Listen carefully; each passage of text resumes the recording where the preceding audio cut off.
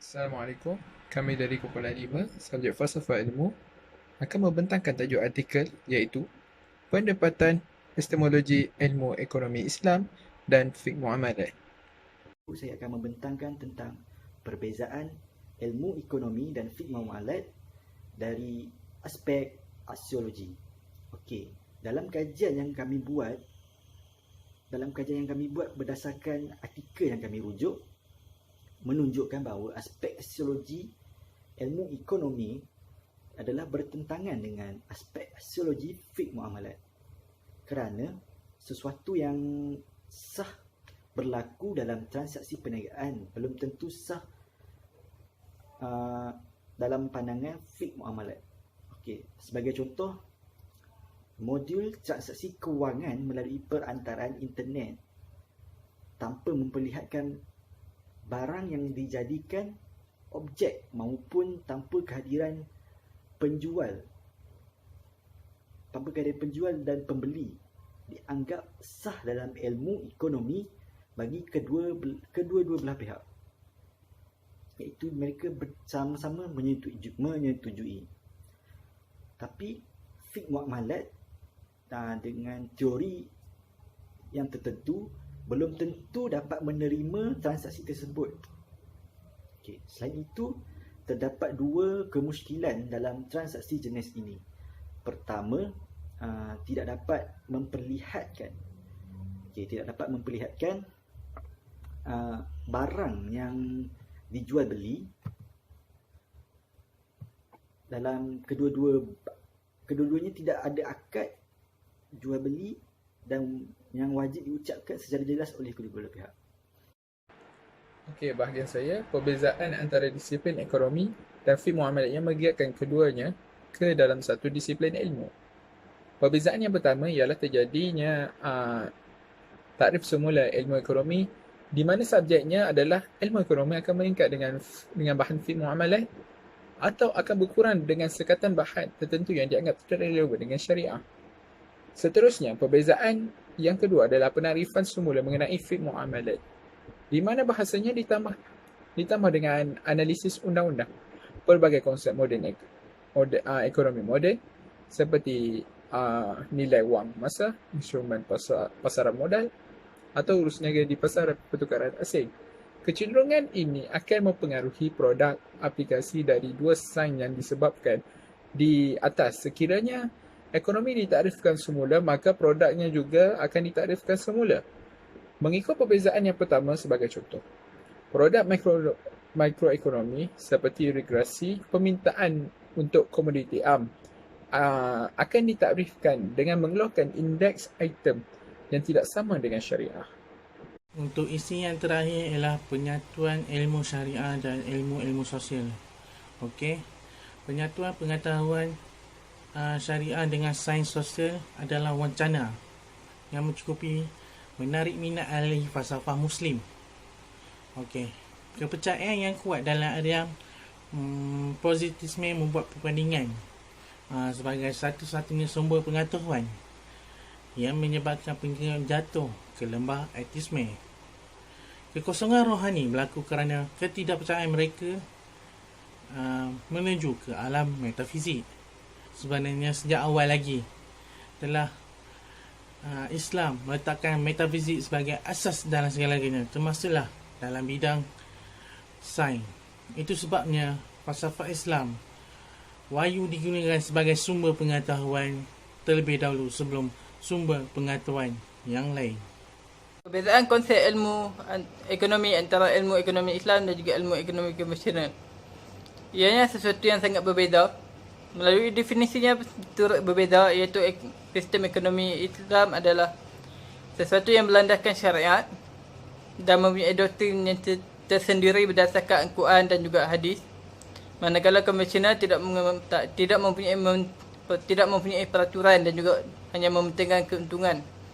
Konsep yang pertama adalah harta, iaitu harta yang dijual ataupun dilaburkan tidak mementingkan halal dan haram oleh ilmu ekonomi konvensional kerana ia tidak mempunyai hukum. Manakala Islam meletakkan hukum halal dan haram kepada setiap jualan dan juga pelaburannya. Seterusnya, wang Fiqh muamalat menyatakan wang adalah sesuatu yang berasal daripada bumi, iaitu emas dan perak. Namun setelah penjajahan, wang tersebut telah ditukar kepada wang kertas. Ulama mengeluarkan pendapat bahawa ianya adalah berbeza daripada syariat. Jadi ianya tidak dianggap sebagai wang kerana ianya tidak berasal dari muka bumi dan juga setengah masyarakat saja yang menerimanya.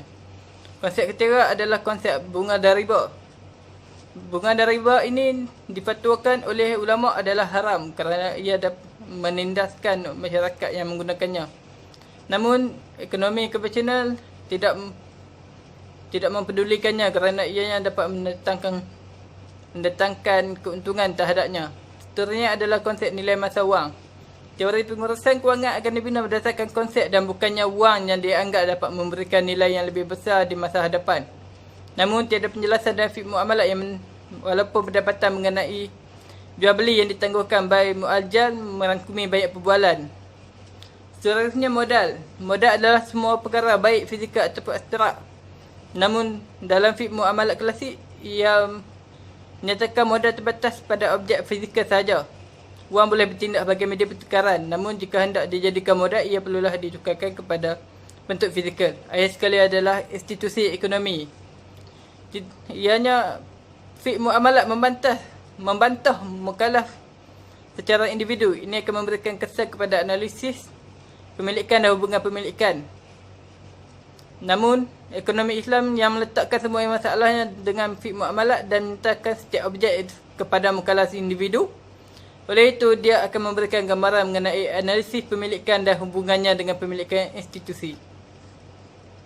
Pada 1990-an, terdapat hanya satu bank di Indonesia yang dianggap mampu bertahan dan terus kuat dalam menghadapi gelombang krisis ekonomi yang melanda masyarakat Indonesia, iaitu Bank Muamalat. Sistem pembahagian keuntungan iaitu mudharabah yang menjadi prinsip transaksi utama, akad bank dinilai cukup berkesan untuk mengurangkan kerugian kepada kedua-dua belah pihak iaitu bank dan pelanggannya. Merenung kejayaan muamalat bank bahawa ahli ekonomi kemudian perlahan-lahan mengubah orientasi pemikirannya ke arah paradigma ekonomi Islam yang dianggap lebih meyakinkan dan menjanjikan. Sejak dari itu, beberapa bank konvensional pada masa ini sudah mempunyai bank syariah seperti Bank Syariah Mandiri dan Bank BNI Syariah. Jumlah ini dijangka meningkat sejajar dengan pengesahan Akta tentang Perbankan Syariah dan Takaful. Menanggapi perkembangan yang menggembirakan ini, universiti terutamanya IAIN berusaha membuat kejayaan baru dengan mendirikan jurusan Sains Ekonomi Islam. Penembusan ini dilakukan terutamanya untuk sediakan kader intelektual yang mampu bekerja profesional di pelbagai institusi ekonomi Islam seperti Bank Islam dan Takaful, iaitu insurans Islam. Islam ini dirujuk kepada perundangan komersial Islam iaitu melalui fiqh al-muamalat. Ekonomi Islam ini berteraskan fiqh muamalat iaitu peraturan Islam yang berkaitan dengan hukum perniagaan dan lebih merupakan langkah kerja yang sah melalui sumbernya doktrin Al-Quran dan hadis serta fatwa. Berdasarkan artikel ini, Bank Islam mempunyai kelebihan sendiri iaitu menghadapi krisis ekonomi dunia dengan melalui penggunaan sistem yang mudah iaitu mudharabah yang iaitu berkongsi kerugian dan juga modal. Saya akan menerangkan tentang ringkasan artikel. Ekonomi Islam pada dasarnya adalah gabungan dua jenis sains iaitu ekonomi dan agama Islam. Seperti sains, ekonomi Islam juga mempunyai dua objek kajian iaitu objek formal dan objek material. Tiga pendekatan yang selalu digunakan dalam falsafah umum ialah pendekatan ontologi, epistemologi dan aksiologi. Secara ontologi, ekonomi Islam membincangkan dua disiplin sains secara serentak. Dua disiplin ilmu tersebut adalah ekonomi murni dan fiqh muamalat. Islam adalah pemikiran manusia sedangkan sumber fiqh muamalat adalah wahyu berdasarkan petunjuk dari Al-Quran dan hadis Nabi. Okey, seterusnya dari sudut pandang epistemologi, dapat dilihat bahawa ekonomi diperoleh melalui pemerhatian gejala sosial masyarakat dalam memenuhi keperluan mereka. Perbezaan antara ekonomi dan fiqh muamalat dapat diterokai dengan lebih mendalam dari aspek aksiologinya. Ekonomi pada dasarnya bertujuan untuk membantu manusia dalam memenuhi keperluan mereka. Sementara fiqh muamalat berfungsi mengatur undang-undang kontrak atau akad, baik sosial maupun komersial. Hubungkan artikel dengan epistemologi. Penulis telah menyatakan dari sudut pandangan epistemologi dapat dilihat bahawa ekonomi diperolehi melalui pemerhatian gejala sosial masyarakat dalam memenuhi keperluan mereka. Pemerhatian yang dibuat kemudian generalisasi melalui premis khas untuk membuat kesimpulan umum. Ekonomi menggunakan penaklukan kualitatif pada waktu ini. Okey, dari segi perbezaan dengan fiqh muamalat pula, fiqh muamalat diperoleh melalui pencarian langsung dari Al-Quran dan hadis oleh para ahli hukum. Melalui kaedah usuliyah, mereka merumuskan beberapa peraturan yang mesti diamalkan dalam kehidupan ekonomi ummah. Rumusan yang diperolehi dari hasil pemikiran rasionalisme melalui logik deduktif.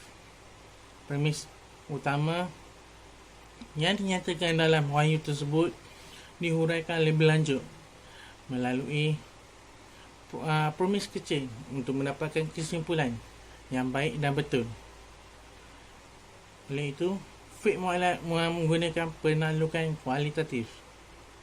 Sekiranya diaplikasikan dalam bidang ekonomi, maka semua transaksi perniagaan pada dasarnya dibenarkan jika tidak ada teks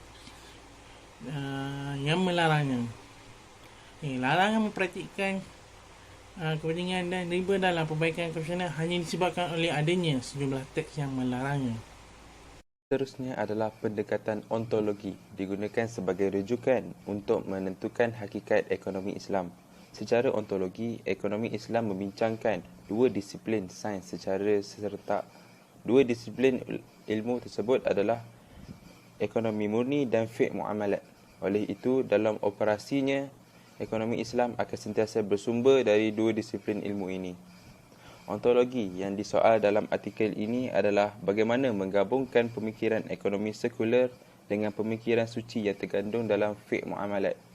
Masalah ini timbul membadangkan sumber ekonomi Islam adalah pemikiran manusia, sedangkan sumber fiqh muamalat adalah wahyu berdasarkan petunjuk dari Al-Quran dan Al-Hadis Nabi. Sumber pengetahuan yang berlainan ini telah menyebabkan perbezaan penilaian masalah ekonomi manusia. Contohnya, ekonomi akan membenarkan sistem ekonomi liberal, kapitalis dan komunis sehingga dapat memenuhi keperluan hidup manusia. Tetapi sebaliknya, fiqh muamalat mungkin tidak dapat menerima ketiga sistem tersebut kerana dia masih memerlukan perundangan dari Al-Quran dan hadis.